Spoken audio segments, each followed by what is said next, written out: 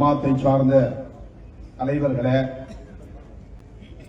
இந்த நிகழ்வில் பங்கேற்று தமது ஆதரவை நல்கி உங்களை வாழ்த்தி உரையாற்றியிருக்கிற அன்பு சகோதரர் மல்லை சத்யா அவர்களே, தம்பி ஆலூர் ஷானவாஸ் அவர்களே, மேலாள் சட்டமன்ற உறுப்பினர் மனிதநேய ஜனநாயக கட்சியின் தலைவர் அன்பு சகோதரர் தமீமுன் அன்சாரி அவர்களே மற்றும் பல்வேறு தோழமை கட்சிகளை சார்ந்த தலைவர்களே, அனைவருக்கும் எனது வணக்கத்தை தெரிவித்துக் கொள்கிறேன்.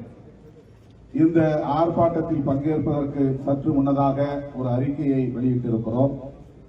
இடதுசாரி கட்சிகள், இந்திய கம்யூனிஸ்ட் கட்சி, மார்க்சிஸ்ட் கம்யூனிஸ்ட் கட்சி, மார்க்சிஸ்ட் லெனினிஸ்ட் கம்யூனிஸ்ட் கட்சி மற்றும் விடுதலை சிறுத்தைகள் ஆகிய 4 அமைப்புகளும் ஒன்று சேர்ந்து இந்த கொடூரத்தை ஏகாதிபத்திய பாசிசத்தை கண்டித்து வருகிற மார்ச் 3ஆம் தேதி சென்னையிலும், அதாவது நாளை மறுநாள் சென்னையிலும் தமிழகத்தின் முக்கிய நகரங்களிலும் ஆர்ப்பாட்டங்களை நடத்த இருக்கிறோம் என்ற அறிவிப்பை வெளியிட்டிருக்கிறோம். இப்படி நடந்த கொடுமையை எண்ணி தொடக்கத்திலேயே எமது கண்டனத்தை பதிவு செய்தாலும் ஆர்ப்பாட்டம் நடத்த வேண்டும் என்று முடிவு செய்து கொண்டிருந்த வேளையில்தான் இங்கே நீங்கள் திரண்டிருக்கிறீர்கள் என்கிற தகவல் கிடைத்தது. விழுப்புரம் செல்லுவதாக நான் திட்டமிட்டிருந்த வேளையில் இந்த ஆர்ப்பாட்டம் மிகவும் முக்கியத்துவம் வாய்ந்தது என்று உங்களோடு வந்து களத்தில் இருக்கிறேன். அமெரிக்க ஏகாதிபத்தியத்தின் கொடூரம் நாளுக்கு நாள் விரிவடைந்து கொண்டே போகிறது.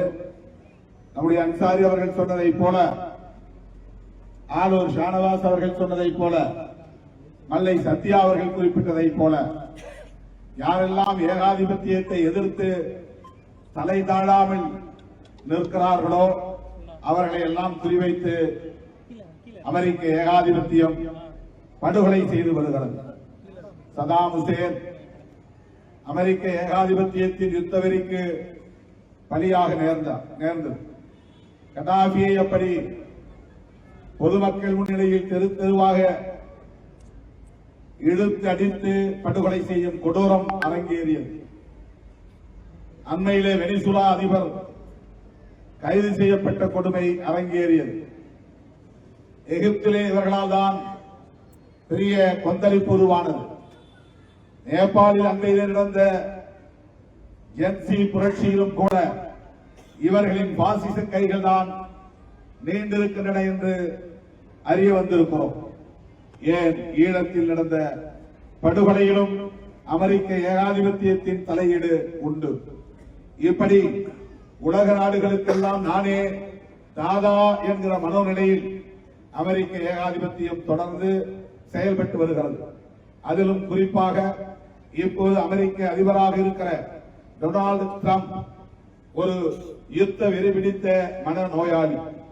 ஒரு மனநோயாளியின் கையில் அமெரிக்கா மட்டுமல்ல உலக நாடுகளே சிக்கிக் கொண்டன என்கிற வேதனை தான் இப்போது நமக்கு மிஞ்சுகிறது. அந்த மனநோயாளியின் யுத்த வெறியால் தான் இன்றைக்கு ஈரானின் அதிபர் கொல்லப்பட்டிருக்கிறார். அவருடைய குடும்பமே அழித்தொழிக்கப்பட்டிருக்கிறது. பாலஸ்தீனத்திற்கு அவர் தெரிவித்த ஆதரவு, ஏகாதிபத்தியத்திற்கு தலைவணங்க மாட்டோம் என்று அவர் எடுத்த முடிவு, அமெரிக்க ஏகாதிபத்தியத்தை எதிர்க்கிற தலைவர்களின் வரிசையில் நான் முன்னிலையில் நிற்பேன் என்கிற கொமேனியின் நிலைப்பாடு, இவைதான் இன்றைக்கு அவர்களுக்கு எரிச்சலை மூட்டியிருக்கிறது. சதாம் ஹுசேனை இழந்த நிலையில் அமெரிக்காவுக்கு அச்சப்படுவார் கொமேனி என்று அவர்கள் எண்ணியிருக்கலாம். ஆனால் கொமேனி அப்படி அல்ல. அவர் உயிரை பணைய வைத்து நீதியை காப்பாற்றுகிற களத்தில் இன்றைக்கு வெற்றி பெற்றிருக்கிறார். அவர் கொல்லப்பட்டிருக்கலாம், ஆனால் அவர் வெற்றி பெற்றிருக்கிறார் இந்த அறப்போரில். ஆகவே டொனால்டு டிரம்ப் முன்னெடுத்திருக்கிற இந்த யுத்தம் ஈரான் மீது மட்டுமே நடத்தப்படுகிற யுத்தம் இல்லை. எண்ணெய் வளம் மிக்க நாடுகள் அத்தனையையும் அவர்கள் குறிவைத்திருக்கிறார்கள்.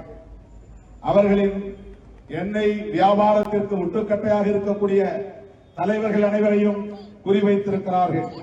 அவர்கள் விரும்புகிறபடி ஆட்சி நிர்வாகம் ஒவ்வொரு நாட்டிலும் நடக்க வேண்டும் என்கிற ஆதிக்க வெறிபிடித்த ஒரு பேரரசாக, ஏகாதிபத்திய அரசாக அமெரிக்கா விளங்கி வருகிறது. இந்த நிலையில் உலக நாடுகள், ஜனநாயக சக்திகள் ஓரணியில் திரள வேண்டும், அமெரிக்க ஏகாதிபத்தியத்திற்கு ஒரு முடிவு காண வேண்டும் என்பதுதான் ஜனநாயக சக்திகளின் வேட்கையாக இருக்கிறது, கோரிக்கையாக இருக்கிறது. இந்திய அரசு நிலைத்த சமாதானம், நீடித்த உணவு என்கிற அடிப்படையிலான கொள்கையை கைவிட்டு விட்டது. இன்றைக்கு அமெரிக்காவுக்கு உற்ற துணையாக இருக்கிற நாடுகளில் ஒன்றாக இந்தியாவும் மாறி இருக்கிறது என்பது உள்ளபடியே வெட்கக்கேடு, தலைக்குடிவாகும். இந்தியாவுக்கு இருக்கிற பாரம்பரியமான அந்த மதிப்பை சீர்குலைத்து விட்டார் நம்முடைய நரேந்திர மோடி அவர்கள். இவ்வளவு பெரிய கொடூரம் அரங்கேறிய சூழலிலும் கூட இந்திய அரசு மௌனம் காப்பது நமக்கு அதிர்ச்சி அளிக்கிறது, வேதனை அளிக்கிறது. இந்திய ஒன்றிய அரசு உடனடியாக இந்த கொடூரத்தை, கொமேனியின் படுகொலையை, ஈரானின் மீது நடத்தப்படுகிற அநியாயமான இந்த யுத்தத்தை எதிர்த்து அறிக்கை வெளியிட வேண்டும் என்று வலியுறுத்துகிறோம். அன்சாரி அவர்கள் சொன்னதைப் போல நாடாளுமன்ற கூட்டத்தொடரில் விடுதலை சிறுத்தைகள் கட்சியின் சார்பில் இந்த பிரச்சனையை எழுப்புவோம், வாய்ப்பு கிடைத்தால் உரையாற்றுவோம் என்பதையும், குரல் எழுப்புவோம் என்பதையும் இந்த நேரத்தில் நான் தெரிவித்துக் கொள்கிறேன். உலக நாடுகள் முழுவதும் கொந்தளிப்பு ஏற்பட்டிருக்கிற சூழலில் தமிழ்நாடும், இந்தியாவில் உள்ள தமிழ்நாடும் அதற்கு தம்முடைய ஆதரவை வெளிப்படுத்தக்கூடிய வகையில் பல்லாயிரக்கணக்கான இஸ்லாமியர்கள் இங்கே அணிதிரண்டிருப்பது நம்பிக்கையை தருகிறது, ஆறுதலை தருகிறது. இங்கே திரண்டிருக்கிற மக்கள் திரளில் சரிபாதியாக பெண்கள் திரண்டிருக்கிறார்கள் என்பது குறிப்பிடத்தக்கது. ஆகவே இந்திய அரசு அமைதி காக்கலாம், ஆனால் இந்திய மக்கள் அமைதி காக்க மாட்டோம். அநீதியை வேடிக்கை பார்க்க மாட்டோம், அராஜகத்தை வேடிக்கை பார்க்க மாட்டோம், ஏகாதிபத்தியத்தின் யுத்த வெறியை அனுமதிக்க மாட்டோம் என்பதற்கான ஒரு சான்றுதான் இந்த மாபெரும் பேரணி. இன்னும் சிறிது நேரத்தில் காவல்துறையினர் நம்மை கைது செய்ய இருக்கிறார்கள். இந்த போராட்ட களத்தில் பங்கேற்ற உங்கள் அனைவரையும் வாழ்த்தி, நீதி வெல்லும், நியாயம் வெல்லும், அதுவரையில் நாம் இணைந்து நிற்போம், போர் தொடுப்போம், அறப்போர் தொடுப்போம் என்பதை சொல்லி முடிக்கிறேன். நன்றி, வணக்கம்.